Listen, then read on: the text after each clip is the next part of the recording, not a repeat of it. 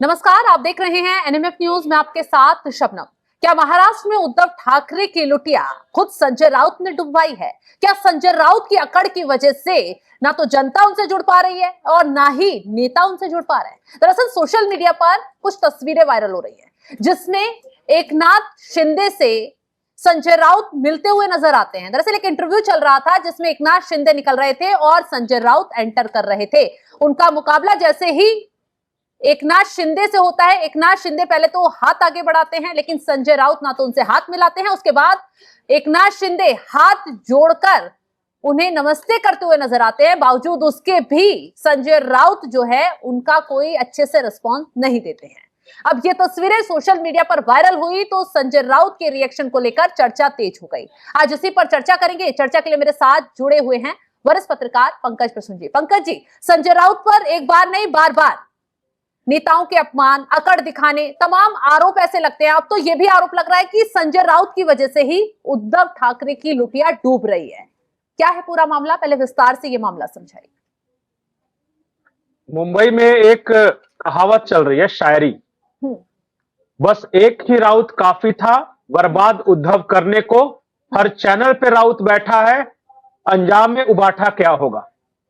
उबाठा मतलब उनकी पार्टी का नाम कहते हैं। अब देखिए ना, जब भी चुनाव आता है, जब भी चुनाव आता है उससे पहले संजय राउत कुछ ना कुछ ऐसा कर देते हैं कि कम हो जाता है उद्धव ठाकरे की पार्टी का। अभी बीएमसी का इलेक्शन होना है 15 तारीख को और संजय राउत फिर अपने फॉर्म में आ गए। सबसे पहले उन्होंने कमाठीपुरा को लेकर एक विवादित बयान दिया। मुंबई में एक इलाका है कमाठीपुरा और वहां बहुत बड़ा क्षेत्र है, वो उसके एक हिस्से में कोठा भी है। और वो ट्रेडिशनली है हमेशा से। रेड लाइट एरिया है। अब संजय राउत ने कह दिया कि बीजेपी सत्ता में आने के लिए कुछ भी कर सकती है, वो कमाठीपुरा में खड़े होकर धंधा करती है। ये उनका स्टेटमेंट था। तो संजय राउत के इस बयान के मायने क्या है? मायने यही है कि कमाठीपुरा के सारे लोग सड़कों पे उतर आए कि हमें क्यों बदनाम कर रहे हो। अगर बाहर के आदमी को यह पता चलेगा, अच्छा बताइए किसी शहर में, मान लिया कि आप रहने वाली हैं बनारस का या दिल्ली का, क्या दिल्ली पूरी की पूरी दिल्ली में सिर्फ धंधा चलता है या बनारस में होता है? वो एक हिस्सा होगा ना। तो उसी तरह पूरे कमाठीपुरा वाले लोगों को बदनाम करने के पीछे क्या मंशा थी? और वहां बहुत सारे लोग रहते हैं, वहां हिंदू, मुस्लिम, सिख, ईसाई, अच्छे लोग भी रहते हैं, बिजनेसमैन भी रहते हैं। आप पूरे कमाठीपुरा को यह बता दीजिएगा धंधा करने वाला। इस बात को लेकर वहां के लोग सड़कों पर उतर आए और प्रदर्शन किया। यह तो पहला था। बीएमसी चुनाव से पहले संजय की वजह से उद्धव ठाकरे फंस गए। नहीं, एक मुद्दा हो तब ना। अभी तो मैंने सिर्फ पहला बताया है। दूसरा, इन्होंने क्या किया कि राजीव साटम है वहां मुंबई भाजपा के अध्यक्ष, उनके बारे में बोल दिया ये साटम नहीं चाटम है, ये बोल दिया। अब तो साटम जो होता है वो पहले सुनिए तो ये कह रहे कि ये जो जैसे साटम है वो कोंकणी और मालवनी सरनेम है वो। अच्छा। अब सारे कोंकण और मालवण के लोग जो हैं वो कह रहे हैं कि आने दो संजय, बताते हैं। अब एक सरनेम तो होगा नहीं साटम, वहां बहुत सारे लोगों का हो, वो पूरी कम्युनिटी को टारगेट किया। तो ये दूसरा था। अब तीसरा जो उन्होंने सेल्फ गोल किया वो देखिए, एक चैनल का कार्यक्रम है, राष्ट्रीय चैनल का, और वहां एकनाथ शिंदे इंटरव्यू देकर निकल रहे हैं और संजय राउत की एंट्री हो रही है। दोनों आपस आमने सामने आ गए। तो एकनाथ शिंदे जो कि पूर्व मुख्यमंत्री हैं और इस वक्त राज्य के डिप्टी सीएम हैं, वो हाथ जोड़ के प्रणाम कर रहे हैं, वो विनम्र है। और उस वीडियो में देखिए ये आदमी हाथ पीछे करके इधर उधर देख रहा है। एकनाथ शिंदे ने, जो अंजना ओम कश्यप थी वहां पे, खड़ा होकर कहा कि ये मेरे पुराने दोस्त थे। दोस्त है, पुराने दोस्त मतलब पहले एक ही पार्टी में थे ना दोनों। अब संजय राउत कह रहे कि मैं इसका दोस्त कब से हो गया, मुंह पे ऐसे ऐट के। अब लोगों का रिएक्शन देखिए उस वीडियो पर। महाराष्ट्र के लोग कह रहे हैं कि संजय राउत है क्या, तो संजय किस बात की इतनी उसको लेकर चल रहे होंगे ना, जब पार्टी में संजय राउत का कद बड़ा था और शिंदे का छोटा था। हालांकि अब तो शिंदे का कद बड़ा है, उनसे अलग हो गए। तो नहीं, तो अपनी पार्टी में तो संजय राउत का कद भी बहुत बड़ा है। उद्धव ठाकरे के बाद यही है, या उद्धव या आदित्य ठाकरे के बाद। अब पार्टी कितनी बची है वो उसका पे सवाल है। अब पार्टी भले छोटी हो गई, बर्बाद हो गई, लेकिन संजय राउत अभी भी वहां नंबर 3 है उद्धव आदित्य के बाद। अब लोग ये कह रहे हैं कि चाहे कोई भी चुनाव आ जाए, कोई भी इलेक्शन आ जाए, संजय राउत अकेले काफी हैं उद्धव ठाकरे को बर्बाद करने के लिए। और उन्होंने ठाकरे परिवार की सुपारी ले रखी है, क्योंकि एक बार बाला साहब ठाकरे इनको बेइज्जत किया था, पांव के पास बैठा दिया था अपने कि मेरे पैर के पास बैठो। तो मन ही मन लोग बता रहे ऐसा कि मन ही मन इन्होंने प्रण लिया है कि ठाकरे परिवार को नेस्तनाबूद कर दूंगा, बर्बाद कर दूंगा, और इसलिए ये इस तरह के उठपटांग बयान दे रहे हैं। लेकिन उद्धव ठाकरे तो अब आप ही बताइए, अपना भरोसेमंद सिपाही मानते हैं ना। अक्सर दुर्योधन भी शकुनी को अपना सबसे भरोसेमंद सिपाही मानता था, और इतिहास के उदाहरण भरे पड़े हैं कि जो सबसे बढ़िया सलाहकार होता है वही डुबाता है। अंधविश्वास जिस पे होता है, आप कोई भी राजा बता दीजिए, मैं बता दूंगा उसका पतन का कारण कौन था, उसके जस्ट बगल वाले। अब ये महाराष्ट्र के लोग जो है, चाहे वो कोंकणी लोग हैं, वो नाराज हो गए, कमाटीपुरा के लोग नाराज हो गए। अभी तो देखते जाइए, यही आदमी कुछ दिनों पहले ये कह रहा था, 19 दिसंबर की बात कहता है कि 19 दिसंबर के बाद से प्रधानमंत्री नरेंद्र मोदी नहीं रहेंगे। वो दिसंबर बीत गया, ये जनवरी आ गया, वो अलग बात है। ये तो इस तरह के बयान वो अक्सर देता रहता है। लेकर ये दावा कर रहे थे जी, एप्स्टीन फाइल को लेकर कह रहे थे। तो इस तरह के बयान, एक चीज और है, मेरिट है इस आदमी में। लोग बोलते हैं कि ये अपनी राज्यसभा की सीट सुरक्षित रखने के लिए, चूंकि उद्धव ठाकरे के भरोसे अकेले तो राज्यसभा जा नहीं सकता, उनके पास इतना विधायक है नहीं, तो संजय राउत राज्यसभा कैसे जाएगा। 2 लोग थे शिवसेना से जो राज्यसभा गए थे, प्रियंका चतुर्वेदी और संजय राउत। हाँ।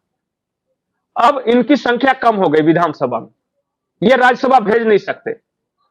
तो बताया जा रहा है कि 2 आदमी 2 तरीके से रणनीति पे काम कर रहे हैं। एक तो प्रियंका चतुर्वेदी जो खुल के तारीफ कर रही है नरेंद्र मोदी की वगैरह कि उनके सहारे चले हैं, और दूसरे ने सुपारी ले रखी है कि भाई साहब फडणवीस जी, उद्धव को बर्बाद कर दूं तो राज्यसभा भेजिएगा। तो एक साथ रह के और एक विरोध करके, अब देखिए क्या होता है, मुझे नहीं पता, लेकिन मैं जो कमेंट सेक्शन में पढ़ रहा था सोशल मीडिया, संजय राउत की इधर भी डील चल रही है, उसको राज्यसभा भेजने के लिए कोई कह दे उसी के साथ ही सट जाएगा। ऐसा थोड़ी, कोई नीति सिद्धांत थोड़ी ना है। ये शरद पवार के साथ भी सटने की कोशिश कर रहा था, मतलब राज्यसभा सीट के लिए टिके हुए हैं उद्धव ठाकरे के साथ। आपको क्या लगता है कोई रिश्तेदारी है? ऐसे लोग जो होते हैं, कोई सिद्धांत तो है नहीं। ये आप बताइए। हाँ, एक मेरिट जो मैं बता रहा था एक जरूर है, ये सुबह सुबह उठते हैं, ब्रश करते हैं, और सबसे पहले एएनआई उनके दरवाजे पे रहता है, रोज बयान देते हैं कुछ ना कुछ, बिना नागा किए हुए 30 के 30 दिन। एक दिन आपको ऐसा नहीं मिलेगा जिस दिन कुछ बयान नहीं दिया, और कुछ भी बयान, मतलब कि इनको बयान देना है। अभी 2 दिन पहले का जो इनका बयान था, वो ये बयान था कि बीजेपी जो ये कह रहे थे, मोदी और शाह के बारे में बोल रहे थे, फिर हिंदुत्व के बारे में बोल रहे थे कि महाराष्ट्र में चलेगा तो जय शिवाजी या जय मराठी चलेगा, जय श्री राम नहीं चलेगा। इन्हीं का बयान था। उससे किसका फायदा हुआ? तो जब बार बार पार्टी को एक ही व्यक्ति के बयान से नुकसान हो रहा हो तो पार्टी को कुछ तो एक्शन लेना चाहिए। तो उसका जवाब इसलिए मुंबई फडणवीस ने दिया तो था कि बीएमसी में आप मराठी अस्मिता के लिए लड़ाई लड़ रहे हैं, उसके लिए आप मैदान में कूदे हुए हैं, हिंसा फैला रहे हैं, बवाल कर रहे हैं। अब आप सुन लो, यहां पर हिंदू मराठी मेयर वही बनेगा। नहीं, वो तो उनका बयान था, ये एआईएमआईएम का उनका बयान था, उस पर वो जवाब दे रहे थे, उसमें संजय राउत ने कुछ नहीं कहा था। लेकिन हाँ, एक इन लोगों ने मुद्दा छेड़ दिया है कि क्या उसका इम्तियाज जलील नहीं, एक और है वो एआईएमआईएम का प्रवक्ता है, उसने ये बयान दिया। उसने ये कहा कि कोई बुर्के वाली महिला बनेगी, तो उसी पे ये जवाब दे रहे थे। संजय राउत अलग लेवल पे लेके जा रहे हैं, ये जय श्री राम नहीं चलेगा ये कह रहे हैं, महाराष्ट्र में जय श्री राम नहीं चलेगा। हाँ, तो ये तो दिख रहा है ना। तो इस पार्टी का जय श्री राम नहीं चलेगा का मतलब क्या? विचारधारा से हुआ था। इसलिए तो मैंने शुरू में ही शायरी बताई कि बस एक ही राउत काफी था बर्बाद उद्धव करने को। हर चैनल पे राउत बैठा है, अब उबाठा का क्या होगा, अंजाम उबाठा क्या होगा। चलिए, तो जिस तरीके से पंकज जी संजय राउत बयानबाजी कर रहे हैं, महाराष्ट्र के लोगों का ये अपमान कर रहे हैं, मराठी लोगों को लेकर बयानबाजी कर रहे हैं बीजेपी को घेरने के लिए सिर्फ। क्या इसका अंजाम उन्हें बीएमसी चुनाव में भुगतने को मिल सकता है? इसको इनका क्या जाता है, इनको थोड़ी ना चुनाव लड़ना है। जो चुनाव लड़ रहे हैं वो सोचे, जो उद्धव ठाकरे की पार्टी से चुनाव लड़े टेंशन उनका है, संजय राउत को तो इलेक्शन लड़ना नहीं है। तो बेइज्जती तो खुद की भी है ना, अगर पूरी तरह सुपड़ा साफ हो जाएगा। आपको लगता है संजय राउत की बेइज्जती होती? क्योंकि एक वीडियो हमने ही किया था, भाव तुरशेखर वहां बहुत बड़े पत्रकार हैं, उनका यह दावा था कि संजय राउत की कमल कुटाई हुई थी। तो जो आदमी कमल कुटाने के बाद आराम से बात ठीक ठाक करके आगे जा सकता है, अब आप कह रहे कुछ की बेइज्जती हो जाएगी। हालांकि उसको लेकर ना संजय राउत ने कुछ क्लियर किया, ना कुछ रिपोर्ट सामने आई, ना कुछ पुलिस एक्शन देखने। अच्छा, एक बात बताइए, अकेले कमरे बंद करके कोई मार रहा है तो इसका कैसे क्या आएगा? कौन करेगा कंप्लेन? तो कभी तो नाराजगी बाहर आती नहीं, अब नाराजगी कैसे बाहर आएगी? बेचारे के पास ऑप्शन पहले मिलने तो दीजिए। कांग्रेस का भी पोल तभी लोग खोलते हैं ना जब कांग्रेस के अलावा कोई ऑप्शन मिल जाता है, रहते हुए थोड़ी ना कोई कुछ कहता है। चलिए तो देखिए, हकीकत यह है कि बीएमसी चुनाव आने वाले हैं। संजय राउत काफी हैं, अभी तो कमाटीपुरा को नाराज किया, कोंकणी लोगों को नाराज किया, और जो हिंदुत्ववादी लोग हैं उनको नाराज किया। मुझे लगता है कि 15 तारीख में अभी वक्त है, संजय राउत को पूरा मौका दिया जाएगा और वो बाकी कम्युनिटी को कैसे नाराज करते हैं वो देखने वाली बात होगी। कुछ ना कुछ ये बोलेंगे जरूर, क्योंकि बहुत प्रतिभाशाली लोग हैं। हाँ, बहुत बहुत शुक्रिया पंकज जी तमाम जानकारी देने के लिए आपका। तो देखा आपने कैसे संजय राउत एक के बाद एक विवादित बयान दे रहे हैं, कभी कमाटीपुरा के लोगों का अपमान करते हैं तो कभी कोंकणी का अपमान कर खुद उद्धव ठाकरे को फंसा देते हैं। अब संजय राउत के इन बयानों का, इस अकड़ का कितना इफेक्ट बीएमसी चुनाव पर पड़ेगा, खैर ये तो आने वाला वक्त ही बताएगा। फिलहाल इस खबर को लेकर आप क्या कुछ राय रखते हैं कमेंट बॉक्स में जरूर बताइएगा, और तमाम बड़ी खबरों की अपडेट के लिए आप हमारी वेबसाइट www.newsnmf.com पर जाकर भी लॉग इन करें। नमस्कार।